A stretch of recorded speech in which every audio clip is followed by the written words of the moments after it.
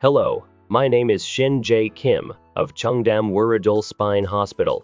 As you know, humans are bipedal beings who walk upright.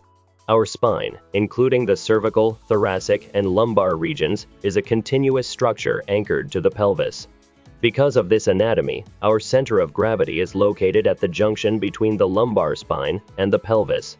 As a result, this area endures the most physical stress when we stand, move, or exert ourselves. In physics, there's a concept known as the cantilever theory, often compared to a seesaw. Think of a diving board attached to a wall. When pressure is applied to the free end, the point closest to the wall experiences the most stress. This is the essence of the seesaw principle. Our lower back functions similarly.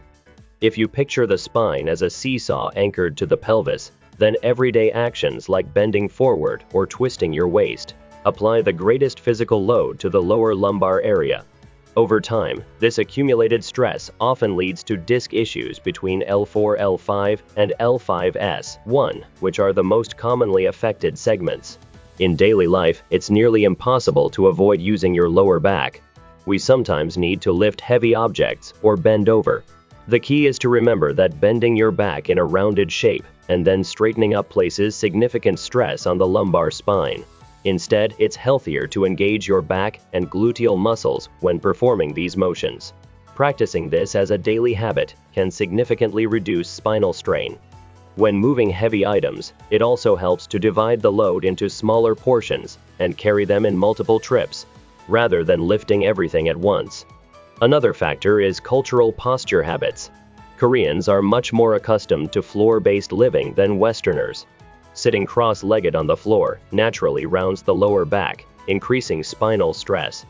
Therefore, it's better to sit on a chair with your hips back and your spine upright, which helps you maintain proper posture during daily activities. There are many types of exercise, but particular caution is needed with those involving excessive spinal rotation using core torque. For example, golf, tennis, and table tennis involve powerful rotational movements that can place immense stress on the lumbar discs. While playing these sports occasionally won't immediately cause damage, repetitive exposure over a lifetime can contribute to spinal degeneration. That's why it's advisable to minimize forceful twisting motions during sports activities, especially if you already have back issues. Now, if you're looking for back-friendly exercises, try walking, swimming, or cycling while keeping your posture upright. Nordic walking is also great.